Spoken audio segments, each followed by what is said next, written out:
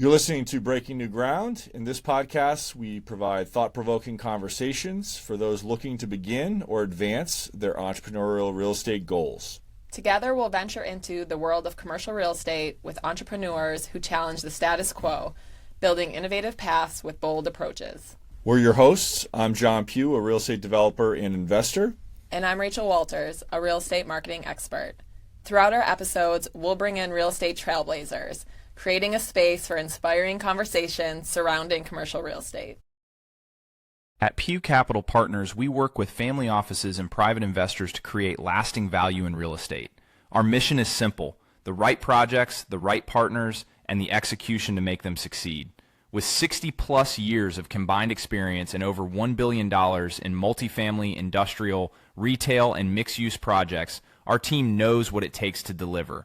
From planning to completion, we lead with discipline, transparency, and creativity our partners trust. Our approach rests on three principles: protect capital, invest with discipline, and invest alongside our partners. We pursue opportunities with strong fundamentals and real growth potential, generating income today while building legacy for tomorrow. To learn more, visit pewcapitalpartners.com, where excellence, alignment, and legacy guide everything we do.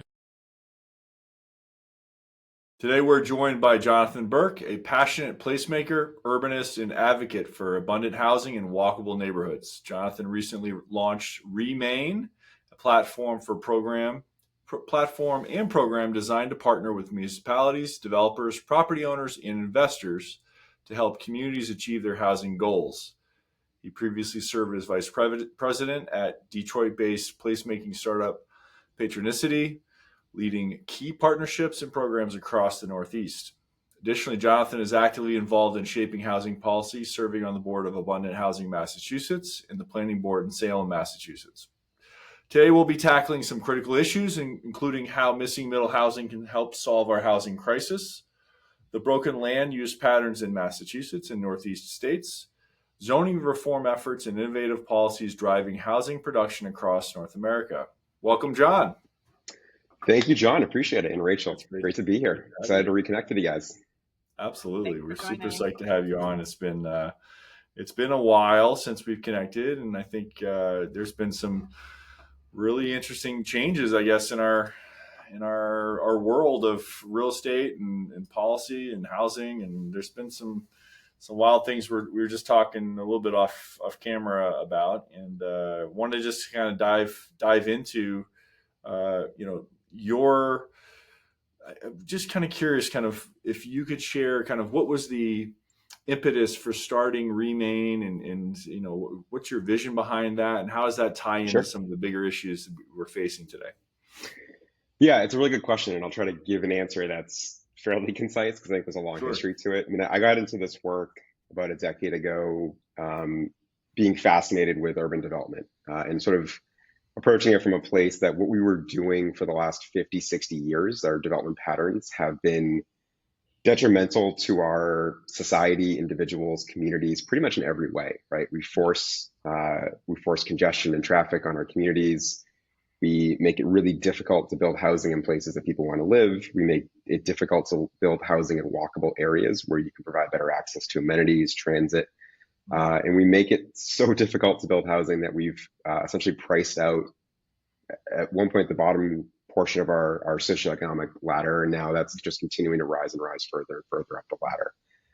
So I think I got into this work from an angle of placemaking and looking at how we can build better communities, and quickly realized that housing was becoming, I think, one of the existential issues for all of our communities. I mean, I was working on the ground in places across Michigan, Indiana, more directly in Massachusetts, Connecticut, and Vermont, and seeing the issues that every community was facing, whether it was couldn't produce housing because of the regulatory climate, or unable to produce housing because the costs to build were so exorbitant that the rent and sale prices in those areas couldn't make projects a market rate with a substantial subsidy pencil out.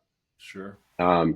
So having gotten involved more in advocacy work on the board of Abundant Housing, one of the founding board members in 2020, really took a look at how do we reform policy, right? That's the first angle I wanted to approach this from, and was really lucky to join a great group of motivated individuals at Abundant Housing, now a large staff and team there that's pushed for state level policy reform and built dozens of local grassroots pro housing organizations in municipalities across Massachusetts. So, getting to your question, which is where did Remain come from? Even with those reforms, I understand it's still going to be really difficult for us to scale out of housing production in Massachusetts. I'm less optimistic that things like MBTA communities, just because we pass those reforms, will then result in this massive wave across the region of housing. For a lot of different reasons, we can get into that at some point during this conversation. But Remain is really an attempt to say, okay, how do we better support the folks that used to build our communities were the types of housing that built most communities across the Northeast. It's that duplex, the townhome, the quadplex, the 10-unit multifamily building in a walkable neighborhood. And really looking at how do we partner with willing municipalities that do really want to see housing production and saying, okay, where are the hurdles in your permitting process? Where are the hurdles in your zoning code? How do we partner with key property owners in your community? And how do we better deploy a universe of available capital resources to support those small developers that will need a lot more support than some of the larger institutional players. So that's Remain, right? We're in the early days. It's definitely an infant, and we're still kind of seeing what this evolves into and looking at some of our first partnerships hopefully in the next few months. Jonathan, how do you balance working between private developers and government? Yeah, it's funny. I mean, I think developer has this connotation, particularly in Massachusetts, of being it's a curse word, right, for a lot of people. Negative. And I am an attorney, right? I used to be an attorney and a litigator at that. And there's a lot of folks when you say the word attorney, they have their preconceived notion of what an attorney is, and anything from the ambulance chaser with the billboard on top of the building to the civil rights attorney that's fighting for somebody's freedom from there's so many different ranges of developer, just like there are of any profession. So there's certainly folks that give the developer the D word connotation because they're just bad, shady operators, but that happens in any industry.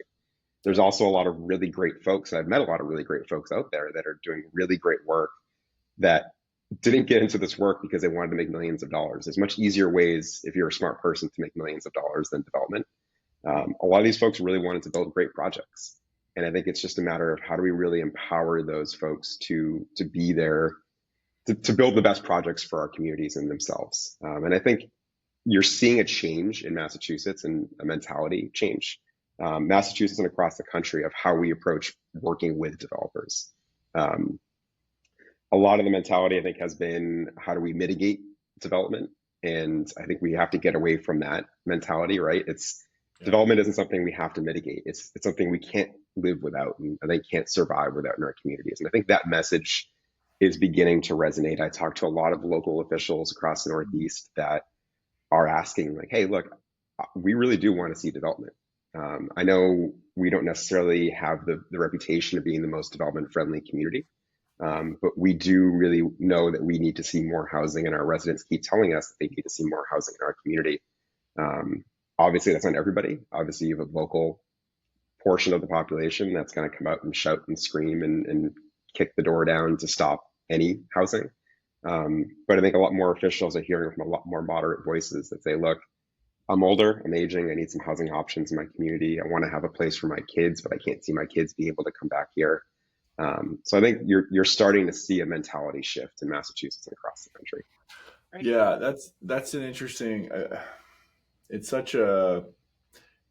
amazing. I feel like so much of the challenge, and this is just a comment, but I'm just kind of curious your thoughts too, because it kind of ties into this question that I'd like to ask you, or I'm going to ask you, but it feels almost like it's not entirely this way, but it feels a little bit like a generational thing too. Like there's a certain something to do with, and this is, I mean, some older generations want things kind of to stay the same, and there's some preventative measures. There's plenty of people in older generations that are all for and advocating change, but I've seen people don't want their neighborhood to change. They don't want their home to be impacted, and I have respect. I have a lot of respect for that. I understand that too, but like what? So so that is, to me, that turns into, that's a political thing, right? Mhm. That's not necessarily a regulatory thing. Obviously, they're connected.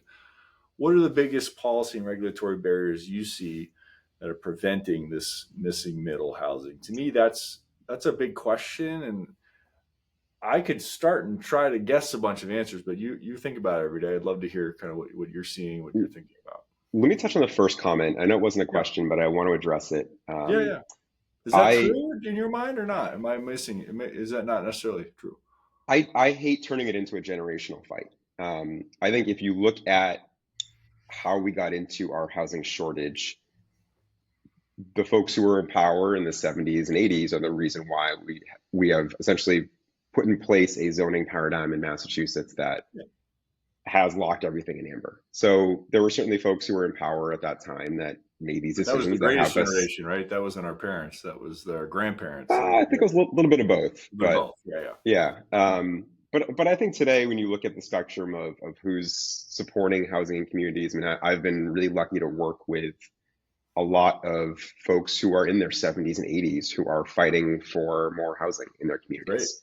Awesome. And that's in communities across the region that you wouldn't expect to find folks doing that. In places like Ipswich, in Needham, in Natick, in towns that typically you would think you would expect, and I think most folks in this world just automatically assume that an older homeowner in Natick is going to be fighting housing, and that's not always the case. Yeah, yeah. Um, I appreciate I you do think, clarifying that. That's important. yeah, no, I want to make sure we're not like alienating groups of people from a pro housing movement. So that's why I always Yeah. try to be cautious on that. No, and I think to that point, I think it was more of an observation that the Mhm. historic patterns that were kind of set in place, right? The regulations that were set in place by previous generations, Yeah. not necessarily generalizing on some of the people that are still around. That's those are two separate things, right? And I think No, it's I yeah, no, I get it. I wasn't saying you were saying that. I just wanted to make sure I clarified that that's not how I look at the world of no, NIMBYism and housing opponents in Massachusetts. And that's then the second part of your question too around the policy reforms for middle housing, and I think it's really hard to say. I mean, there's certainly like little things that are universally true. Parking makes it more difficult. Minimum lot size, setback, all those dimensional things. But I think every community is going to have little little minds in place, or little barriers in place that make that community that much more difficult to build. You know this as well as anybody, right? The more uncertainty in the development process, the less developers are going to attempt to build, the less can get in, the less can access that project, the less capital is willing to take a risk on that project. sure. So I think from a policy standpoint, it's a question of, we know that for small developers, the deck is already stacked against them. What can we do from a regulatory standpoint to make it as easy as possible and as risk-free as possible for those folks to build?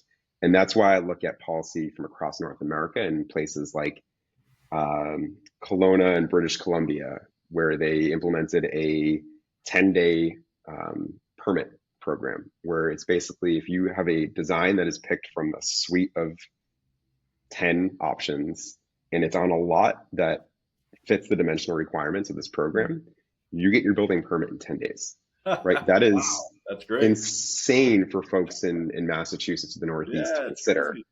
right? But that should be the North Star, right? That should be where we're all trying to get to.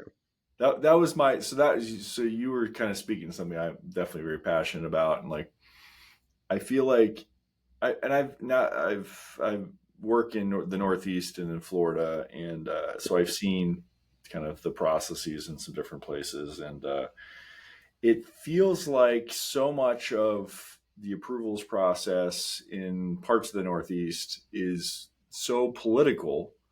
It's a political process as opposed to a process where, because the rules and regulations are set up in such a way that there is no clear way to get approval without getting some approval by some committee or commission, you then have the likelihood of success goes down, and your potential for your risk goes up, right? As a result, your uncertainty is, it's just unclear as to whether you're going to get approval to build a 5-unit building. So I did a small project with some guys in Jamaica Plain, Boston, and it took us 18 months to get. It was three or four. It was 4 units. We did 4 units on a lot that was zoned for 4 units, and it took us 18 months to get it approved. And it was just like, and the guys, I was helping out as an architect. I wasn't even the developer. The guys that did it, I don't think they made any money. And it was like, we're not going to do this again. The whole group was just like, why would we do this again? It's not profitable. But yeah, it's such a challenge. And I think not having that clarity and it turning into a political football every time, no matter how small or large the project is just, that to me is one of the biggest challenges. Like, at least if there's some project size underneath, whatever obviously there was Article 80 for a long time in Boston, but if it's below, I don't know, 20,000 square feet and it fits within these parameters, like that Vancouver idea, like that's great as an option, right? Potentially.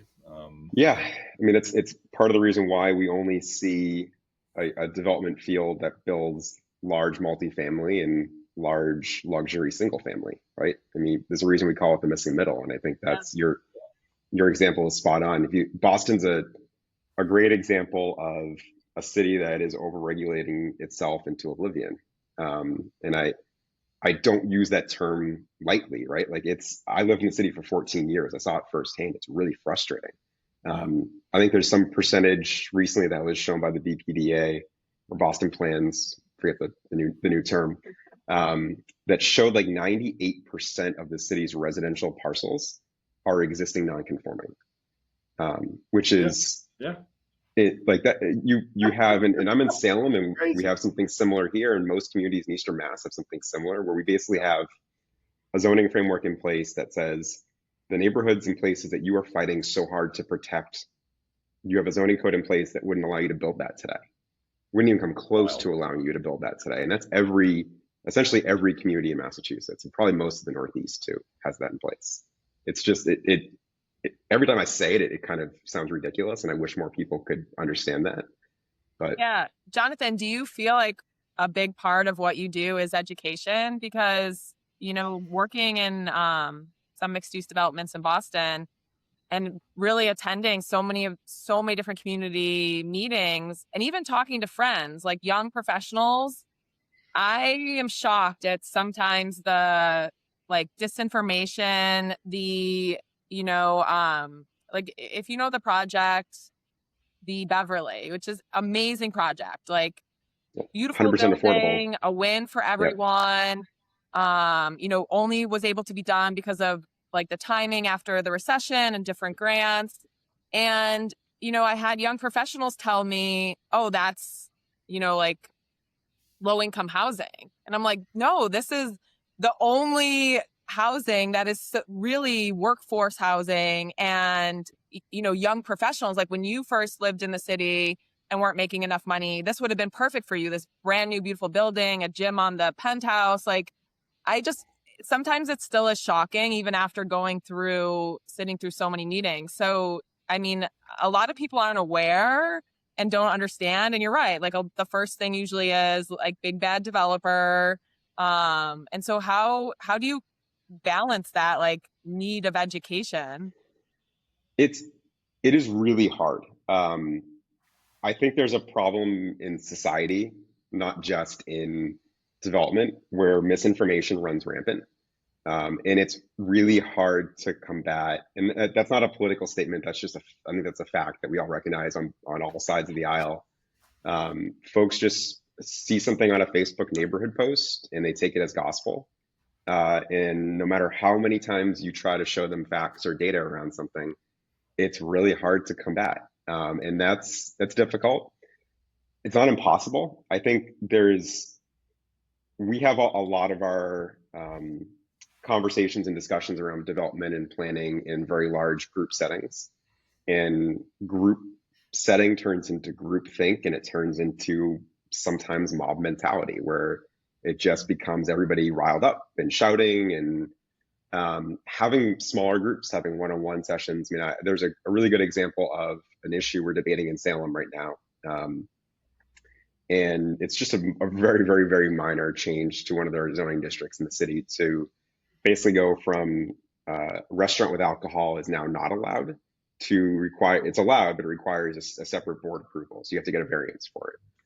And some folks came to speak against it at the last meeting. And I just kind of went up to one after the meeting and I said, hey, like, I just want to understand the process, or make sure that you understood the process. And I think once I had that chance to have a one-on-one conversation, they were less opposed because they understood that there's still your concerns about like noise and smoking and like the nuisances are protected by other city ordinances that we have in place to prevent that. This isn't the place to fight a zoning reform because you're concerned about trash removal, that kind of thing. And I think that's having those conversations and being able to kind of break it down one-on-one outside of that large group mob mentality, I think is helpful.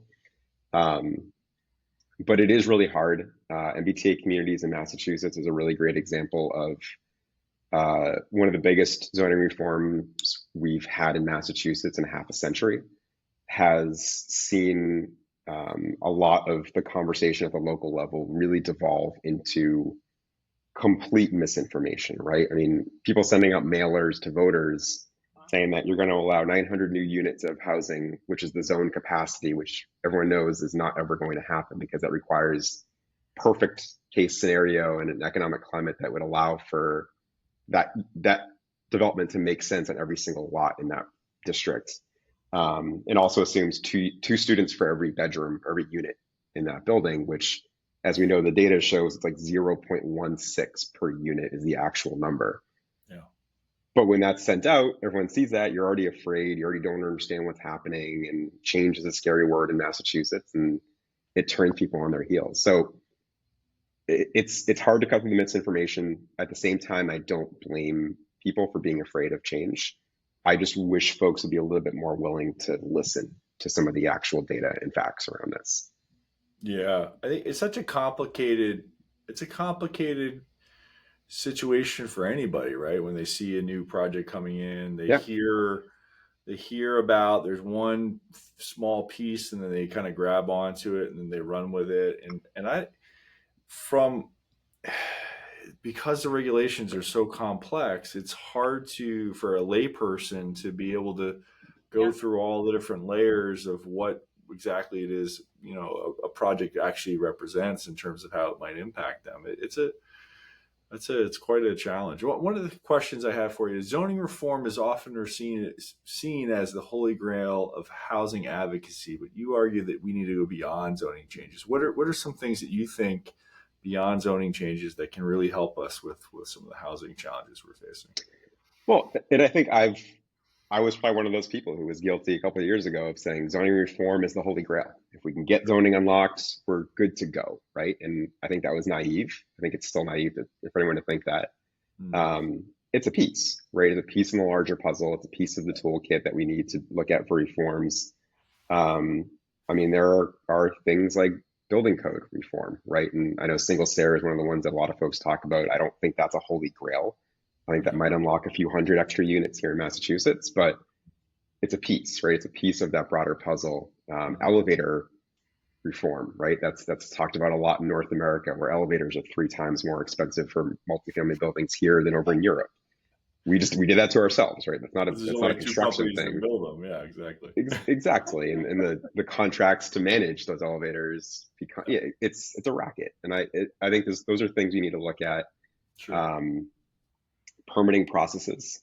I think that's a long sort of overlooked issue. The Pioneer Institute just released a great report on that in Massachusetts last week about how the permitting process just turns into a very sort of hyper-politicized cattle trading where towns ask for more than they're allowed to, but a developer's not going to go and say no or sue the town to eliminate that extra requirement that they're not technically allowed to ask for, but they still did.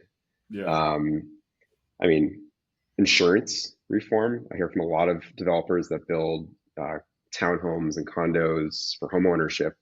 That's really, really, really difficult to get builders liability insurance to cover small home ownership buildings. And I mean, obviously cost of construction. I talk to folks in the modular industry. I'm an advisor for Reframe, which is a passive house modular company that started in Massachusetts. But you keep hearing about, so great, right? Modular, lower cost to build, high energy efficiency, but our building codes in some places don't allow for thicker walls, so you lose more square footage.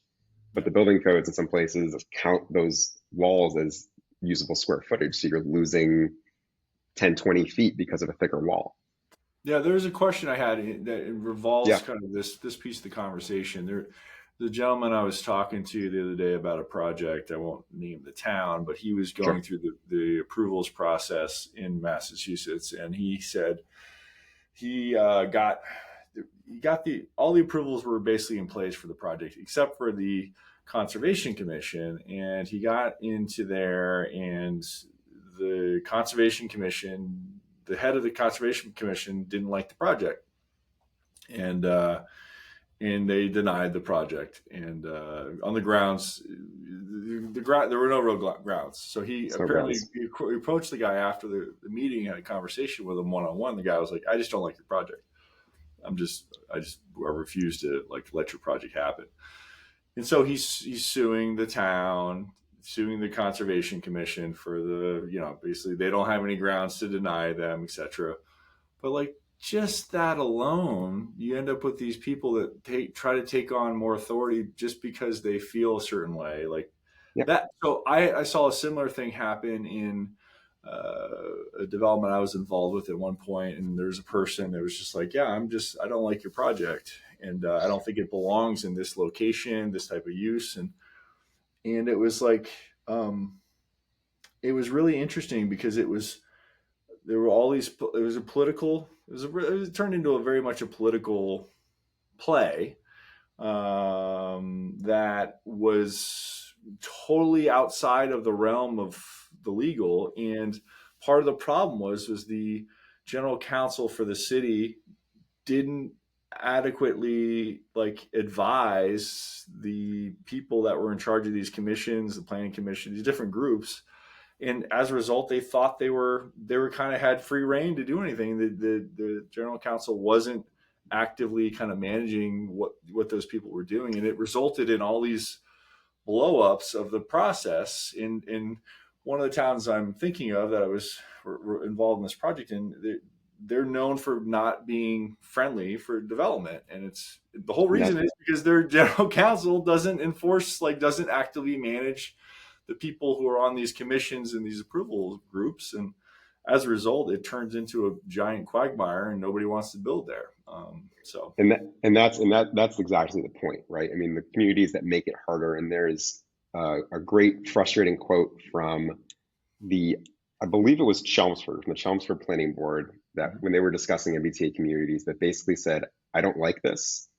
I'm going to approve it, but it doesn't mean we have to be welcoming to new development, or doesn't mean we have to accept new development in this community." So something along those lines. I'm paraphrasing a little bit there, and I think to your point, that's the intent in a lot of these places is to make it really combative, to make it really cumbersome, to send a signal and almost a chilling effect to other developers that we don't want it here, right? Go somewhere else. Yeah. I mean, I'm on planning board in Salem. I've been on for 2.5 years since I got here. I mean, thanks to Kim Driscoll, Lieutenant Governor Driscoll, and her steering the city for 17 years before she was Lieutenant Governor here. We have a very smart group of planning board members that we know where our bounds are. I think for the most part, I think we overstep sometimes. But keep in mind, you're a developer, you're proposing 20, 30 unit building in Salem, you're coming before planning board, you're going before a zoning board because nothing is built by right in the city or any city.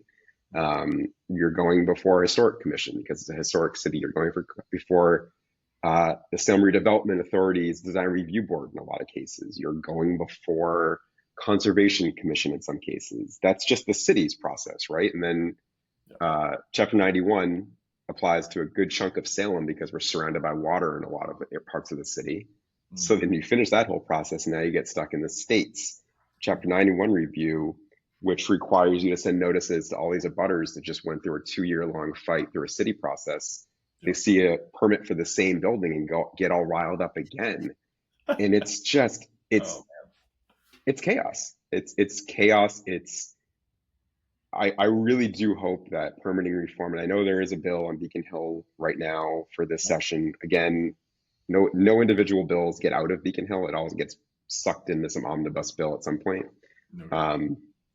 But I really do hope there's a conscious effort to reform the permitting process, because like you just said, when I joined planning board in Salem, there's no training.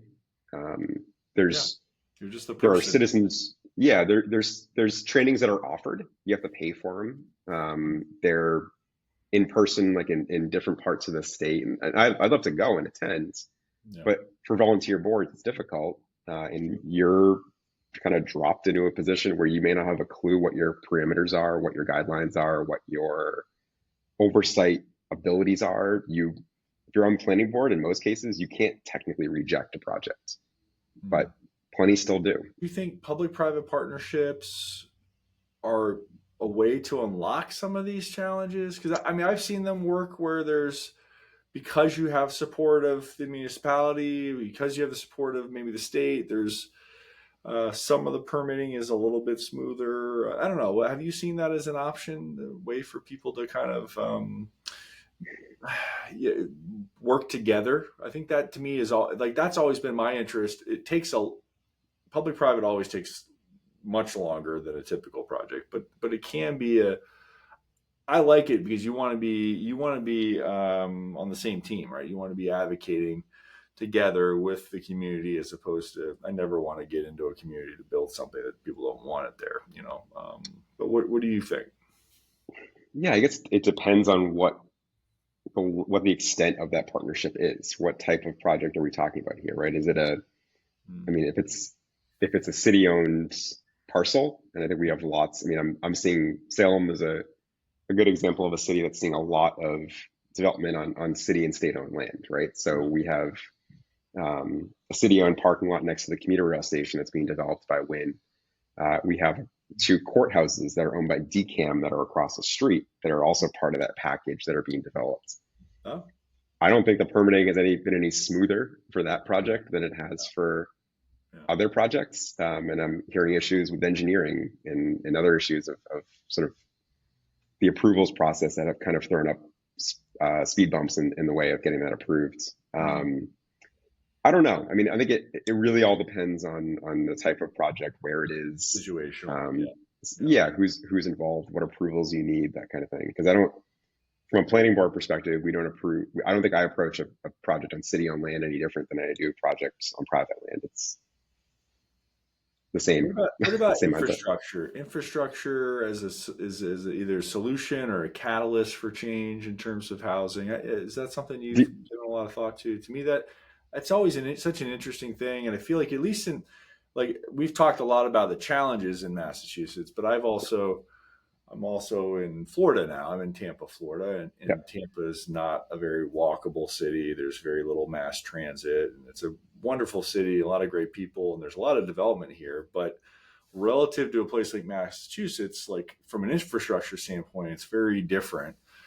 What do you think? How does infrastructure play a role, you think, in helping? Yeah, I just had a really interesting conversation with a reporter about this a couple of days ago, about tying transportation and planning together in Massachusetts better, right? We have given transportation planners the worst tool to move people efficiently. That's our land use patterns for the last 50 years have been built around the highway, right? 128 and 495. Yet we have, in my mind, and I know people will debate me on this, one of the best mass transit systems in North America, in the commuter rail and the MBTA. But we also have an incredibly low density of development around commuter rail stations, right? The average, Boston Indicators and Transit Matters just released a report on this a few weeks ago that showed commuter rail has an average of 3 units an acre across the system of density around transit stations. That's obscene. That's really in rapid transit wasn't much better. I think it was like six units an acre, averaged out over the entire system.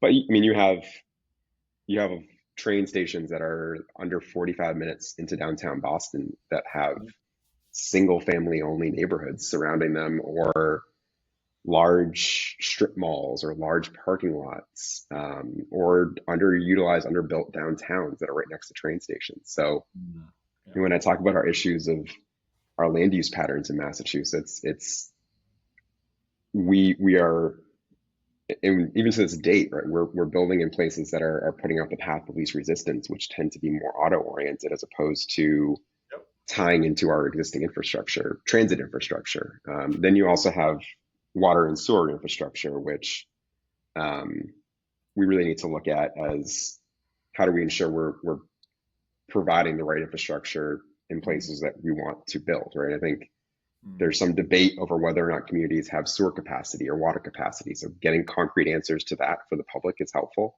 in these discussions. But I think really seeing in places that do have adequate water and sewer that are on the NWRA system in Greater Boston, how we're at least adding, I mean, one of the proposals in the Unlocking Housing Production Report was up to 4 units on a lot by right anywhere that has water and sewer access. So Vermont just passed the exact same law a couple of years ago. Problem is most of Vermont doesn't have water and sewer, so that's an issue that has to be reconciled. But it was Vermont's probably been one of the more progressive middle housing states in the U.S. to this point. Homes for All Toolkit was a really great guide. There's a number of programs that are coming out now that are really aimed at making it easier to build a middle housing workforce up there. That's so interesting, Jonathan. That was one of my questions. You know, that lesson and that case study that you're looking at from Kelowna, you know, real estate is very hyper local, but there are so many lessons to learn from different areas. And, you know, like me personally, I've been watching Ohio and their pro-development policies and rezoning. So what is a great resource, or what do you use to look at different places and, you know, see what they're doing in order to bring it back to Massachusetts and New England? Yeah. So obviously we were talking about this before. I have a robust social media presence, for better or for worse. You do. You should give a little shout out, because that is, I had never met Jonathan, but I know him very, like, I feel like I know you from your social media presence. Yeah, I get that a lot. But that's to answer your question, that's where I hear about a lot of things, right? People share. I mean, it's Twitter in its heyday. It's not what it was today by any means, but in its heyday, it was a great place to connect with people and hear about what other places were doing around housing policy, and really any kind of urban policy, transportation, placemaking. It was a really great place to see and learn from other folks around the world. So I think I try to share those things only to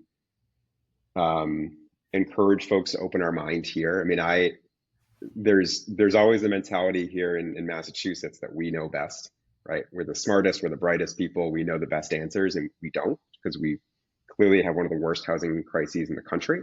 So we need to get off our high horse and be more willing to listen to what other places in the country are doing, right? And Montana has been a leader in policy reform over the last couple of years, right?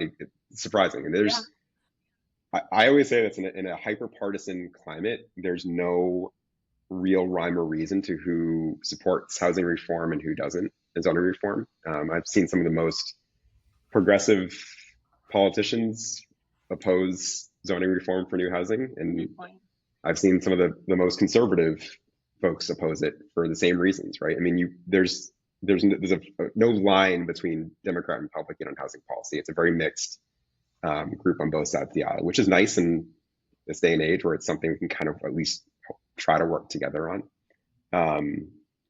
Yeah, I mean, I think we have a lot to learn from the rest of North America and the rest of the world. I mean, there's a lot of programs over in Europe and Asia that I think are in completely different climates that don't necessarily lend themselves to, like, social housing in Vienna and Paris is great, but we don't have the taxes in the US that they do over there to pay for something like that. So it's a great program, and I'd love to see something like that here. In the real world of the US economy, it wouldn't work unless we rapidly and dramatically changed our system of economics and finance here. But yeah, I really do think, and I hope we begin to learn from places that have been willing to innovate in this space, and hopefully it's our turn to start doing that too here. Yeah. Can I also say, I know we're all real estate and placemakers, but I just want to switch a little to marketing. And I think Mhm. marketing has this little place because when I first went into commercial real estate, I felt like, well, I'm not an urban planner. I don't have that degree. I'm not construction. I'm like, who am I to like these things or pay attention? And I feel like social media has really made it, like, through TikToks and Instagram, like, just how cool and fun this is, and where you see a lot of people who like, I didn't even know urban planning was an option. And I think that's why most Yeah. people do graduate school. But, so I think with social media and marketing, it's been really cool to push a lot of this, like, urbanism and marketing. And I would be interested too, if how you felt, not only are you huge on social media, but like how that's helped with your business and hopefully helped with community and information. Like, have you seen that happen? Yeah, I think it's funny you mentioned that because like you, I didn't discover this world until I was in my like mid 20s. And it was through reading, I read Life and Death of the Great American City by Jane Jacobs. You can see all the literature right there. Street Fight by Jeanette Sadik Khan, Curbing Traffic. I read Jenny Schutz's book, Fixer Upper, recently. Um, that's kind of how I learned about this world, right? Strong Towns is a great resource that provides a lot of really good information. Um, I wish this was a subject that was taught in public schools, because it does, and especially today, it really affects your day-to-day life. I think more than you ever realized before you learned about this world. Um, I'm going in a couple of weeks to speak to a friend's school, her class of students that are reading about sort of zoning and housing policy in Massachusetts, and kind of explain, here's where we went wrong, and here's how you can get involved in your community. And Oh, I cool. love seeing more students getting involved in different communities, whether it's just through, we had a group of students in Salem that were advocating for a bike lane to their school. Like, I love seeing stuff like that because it makes them realize, like, just because your community looks the way it does today doesn't mean it has to look exactly the same tomorrow. And this is your community just as much as it is ours. And let's kind of bring everybody in and be a part of kind of transforming it into what you want to see there. So in terms of social media, I mean, it's been great. I really try to dumb some of this stuff down as much as possible, because it's really, a lot of this gets really wonky, and I first learned because it was dumbed down for me. So I hopefully can try and kind of communicate some of these reforms to folks. I mean, a lot of it is about language. I've been really harping on some of the local media in Boston using the term eliminating single family zoning, to not use that terminology anymore, because it's not what we're doing. Places like Cambridge didn't eliminate single family zoning. They just allowed single family homeowners to add more to their lot if they so choose. They can still build single family. It's not the same thing. Um, Yeah. it's not the same thing, but to folks in a place like Danvers, Massachusetts, they see that and Yeah. they, Yeah. oh my God, they're coming for our homes. They're going to Radical. run the Exactly. bulldozer through our house. Yeah. And Yeah. for people who don't understand it, I can understand the apprehension and the fear. So I think that really need to be careful about what language we use, being much more additive than subtractive in terms of, like, when we talk about parking reform, we're not eliminating parking. We are allowing the types of buildings that you'd rather see in your community be built, as opposed to these large sweeping fields of parking lots, that sort of thing. That's one of the things I've always really appreciated about you, Jonathan, is that I think you provide leadership in the space around communicating those ideas in a way that lay people can kind of can understand them. And I think that's always, like you kind of just said it, but that's always been the challenge, is that it's wrapped up in legalese and Yeah, engineering speak and all these things that urban planners speak that regular people have trouble accessing and understanding. And so I really appreciate you're taking a leadership role in that. And appreciate that. yeah. Thanks, Don. So what's next for Remain this 2025? What's happening? Are there any initiatives you're excited about that you want to you want to mention? Yeah, it's interesting timing. I mean, so we're going to continue to pursue a couple smaller pilot programs. I think it's very early stage. I'd like to turn this into something that is a much bigger effort to support middle housing production across the U.S. And I think that's going to involve far more expertise in different places than I have. So building more partnerships, and that's been my role at previous companies, was really building key partnerships for those organizations. But I really hope that I can be a part of building, and not obviously I know it's not just going to be me, but be a part of building a tool, a program, an ecosystem that supports middle housing production again in the U.S. Awesome. I mean, I know that's a grandiose idea, but that's going to shoot for the stars, right? That's right. Absolutely. So yeah, that's where I hope we're heading this year. But cool. Fingers Well, crossed. that's exciting. Well, fantastic. I look forward to, if there's any way we can support you here on Breaking New Ground, we'd love to do that. That's fantastic. And everyone should Appreciate follow you, connect with you. Is there any what's the certain way to connect? type of partner that you want to, have a call out for, or who should be hiring you if you want to, help us with those? Yeah, I think if you're a forward-thinking municipal official, whether it's state or local, let's start having those conversations now about how we can build a program that can hopefully be additive to your master planning processes or your housing production plan processes, and really take the next step and help you take the next step. Any developers that are working in the space that want to get more involved, any folks that are interested in investing in this type of product, I'm always happy to have a coffee, have a conversation, learn what people are doing, and see how we can kind of evolve some of our work and our programs into something that better supports the ecosystem. I was really lucky to put out this call about a year ago, asking for folks to connect, right? And just say, hey, look, if you work in this space, you're working towards the same mission, let's take 20 minutes, 30 minutes, an hour, grab coffee. I want to learn where the hiccups are, the pitfalls, and see where the opportunities are to really rethink how we build housing in the country. Love it. That's awesome. Thank you, Jonathan. This was great. Thanks for being on. How can our audience follow along and connect with you? Yeah, so the website is remainplaces.com, and just Jonathan at remainplaces.com, or mostly Blue Sky now, which is Berkey1. So same as Twitter. I'm still on it a little bit, but every day it feels like I get more crazy ads pushed into my screen that I don't want to see. So more and more on Blue Sky these days. Okay. Awesome. Well, thanks for being on. We really enjoyed the conversation, Jonathan. Yeah, thank you. Yeah, likewise. Thanks for having me. Appreciate it. We want to hear your thoughts and feedback on today's episode, and what topics you would like us to discuss in future episodes. Follow us on Spotify to be notified when our next episode is live. To connect with John and I, follow us on LinkedIn. Thanks for joining us today on Breaking New Ground.